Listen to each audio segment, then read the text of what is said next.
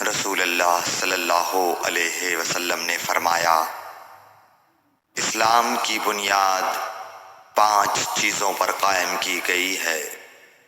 اول، گواہی دینا کہ اللہ کے سوا کوئی معبود نہیں اور بے شک حضرت محمد صلی اللہ علیہ وسلم اللہ کے سچے رسول ہیں، اور نماز قائم کرنا اور زکوٰۃ ادا کرنا اور حج کرنا اور رمضان کے روزے رکھنا۔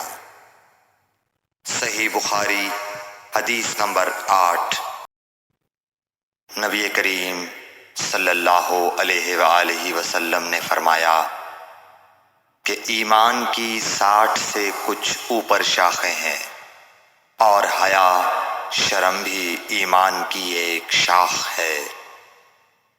صحیح بخاری حدیث نمبر 9۔